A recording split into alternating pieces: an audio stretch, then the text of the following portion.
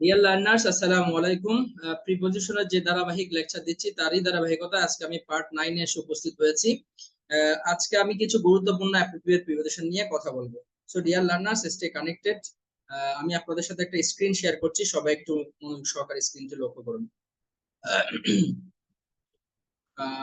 Dear learners, আশা করি আপনারা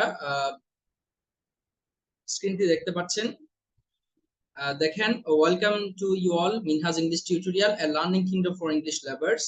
আমি প্রথমে পার্ট 9 এ আজকে প্রিপজিশনের পার্ট 9 এ চারটা অ্যাপ্রোপ্রিয়েট প্রিপজিশন নিয়ে কথা বলবো। কখন কোনটা হয়, একটা ভার্ব আছে, সেই ভার্বটার নাম হচ্ছে অ্যাকম্পানি। এই অ্যাকম্পানি শব্দের ক্ষেত্রে প্রিপজিশন বাইও হতে পারে, উইথও হতে পারে। কখন কোনটা হয় সেটা আজকে আমরা একটু দেখব। যেমন প্রথম বাক্যে বলছে কি, he was accompanied by or with his father, সে তার বাবার সঙ্গী হয়েছে। আচ্ছা, যখন সঙ্গী হওয়া অর্থ দিবে কেউ কারোর সাথী হওয়া বা সঙ্গী হওয়া, যাত্রায় অংশ নেওয়া, সেক্ষেত্রে যখন হবে সেক্ষেত্রে অ্যাকম্পানিড এর পরে প্রিপজিশন বাই হয়। হ্যাঁ, এই যে বাই হবে, অর্থাৎ he accompanied by his father, preposition by হবে যদি সঙ্গী হওয়া অর্থ দেয়। আবার যদি একটা জিনিসের সাথে আরেকটা জিনিস একই সাথে ঘটে, তখন অ্যাকম্পানি এই ভার্বটার পরে প্রিপজিশন উইথ হয়। যেমন দেখেন, হি হ্যাজ ফিভার, তার জ্বর রয়েছে, অ্যাকম্পানিড উইথ হেডেক, তার জ্বর এবং মাথা ব্যথা দুইটা একই সাথে ঘটছে। যখন একই সাথে কোনো কিছু ঘটে তখন প্রিপজিশন উইথ হয়, অ্যাকম্পানির পরে প্রিপজিশন উইথ হয়, প্রিপজিশন উইথ হবে। এমন, তাহলে হি was accompanied by his father, সে তার বাবার সঙ্গী হয়েছিল। He has fever accompanied with headache, তার মাথা ব্যথার সাথে একই সাথে তার জ্বর, মানে দুইটা জিনিসই একসাথে ঘটছে। হি হ্যাজ ফিভার, তার জ্বর রয়েছে, অ্যাকম্পানিড উইথ হেডেক, এবং সাথে তার মাথা ব্যথাও হচ্ছে। যখন সঙ্গী হওয়া অর্থ বোঝাবে তখন অ্যাকম্পানিড বাই, আর যখন একসাথে দুইটা কাজ ঘটবে এটা বুঝাবে তখন অ্যাকম্পানিড প্রিপজিশন উইথ হয়। এরপর আপনারা একটু দেখেন, পরের দুটা অ্যাফেকশন নামে একটা শব্দ আছে। এই যে অ্যাফেকশন, এটা কিন্তু একটা নাউন, আর একটা হচ্ছে অ্যাফেকশনেট, এটা কিন্তু একটা ভার্ব। হ্যাঁ, ভার্ব বা অ্যাডজেক্টিভও হতে পারে। যেমন দেখেন কখন কোনটা হবে, বলছে the teacher feels affection for every people, অর্থাৎ টিচার তার প্রত্যেক ছাত্রের প্রতি স্নেহ স্নেহ মানে স্নেহ অনুভব করে, অর্থাৎ দয়া অনুভব করে।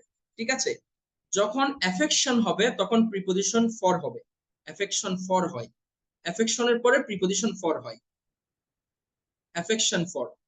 মানে হি, দা টিচার্স, শিক্ষক, ফিলস অনুভব করে, অ্যাফেকশন স্নেহ, ফর এভরি পিপল প্রত্যেক ছাত্রের জন্য, এভরি স্টুডেন্ট, পিপল মানে আসলে ছাত্র বোঝায়, অর্থাৎ প্রত্যেকটা স্টুডেন্টের জন্য সে আপনার দয়াশীল বা দয়ালু। আবার দেখেন, দ্য টিচার ইজ অ্যাফেকশনেট, যখন অ্যাফেকশন না হয়ে শব্দটা অ্যাফেকশনেট হবে তখন প্রিপজিশন ফর হয় না, তখন হয় to. The teacher is affectionate to every people. তাহলে যদি অ্যাফেকশন থাকে তাহলে প্রিপজিশন ফর হবে, আর যদি অ্যাফেকশনেট থাকে, স্নেহশীল বুঝায়, তখন টু হয়। The teacher is affectionate to every people. ঠিক আছে, শিক্ষক তার প্রত্যেক ছাত্রের প্রতি অ্যাফেকশনেট, স্নেহশীল। তাহলে এখান থেকে আমরা যেটা বুঝলাম সেটা হচ্ছে, যদি সঙ্গী হওয়া অর্থ দেয় তখন অ্যাকম্পানিড বাই হয়, আর যখন হচ্ছে আপনার একসাথে কোনো কিছু ঘটা এটা বোঝায় তখন অ্যাফেকশনেট উইথ হয়, আর সরি অ্যাকম্পানিড উইথ হয়। আর অ্যাফেকশন শব্দটা থাকলে তখন প্রিপজিশন ফর হবে, কারোর জন্য মায়া হওয়া, দয়া হওয়া। আর অ্যাফেকশনেট টু মানে হলো কারো প্রতি স্নেহশীল হওয়া। যদি অ্যাফেকশনেট থাকে তখন টু হবে, যদি অ্যাফেকশন থাকে তখন ফর হবে। আশা করি আপনারা বুঝতে পেরেছেন।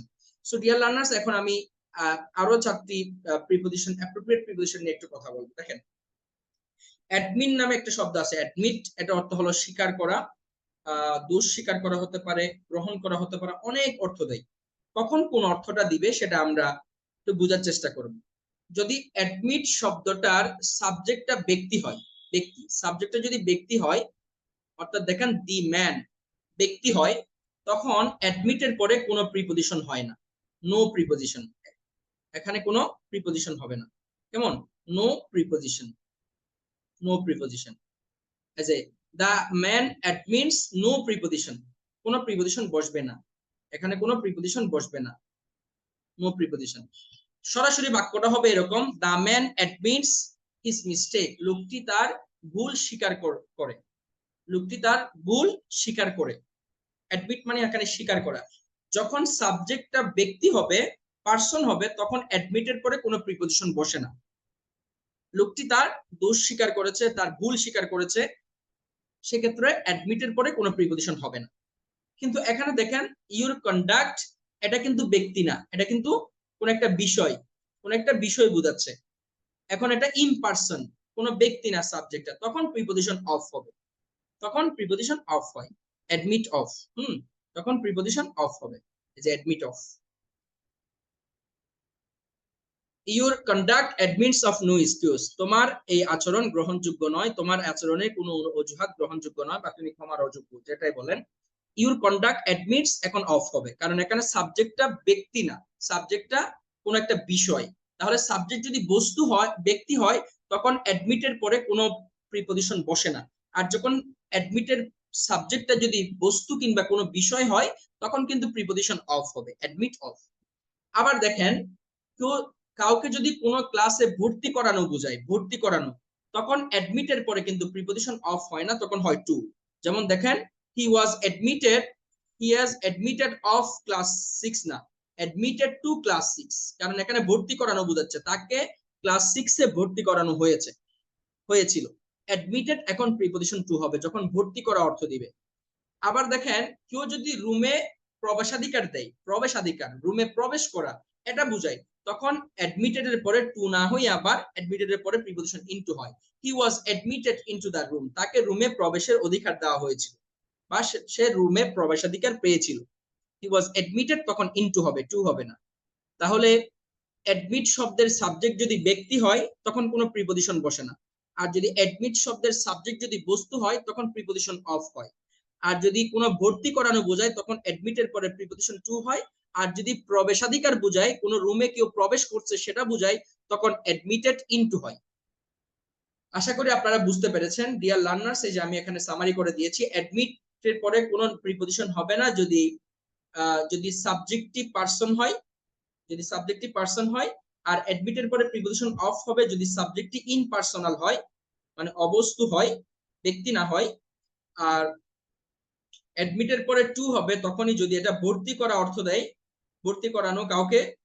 আর যদি অ্যাডমিট ইনটু হবে তখনই যদি কোনো কেউ প্রবেশাধিকার পায়, প্রবেশাধিকার দেয়, তখন অ্যাডমিটের পরে প্রিপজিশন ইনটু হয়।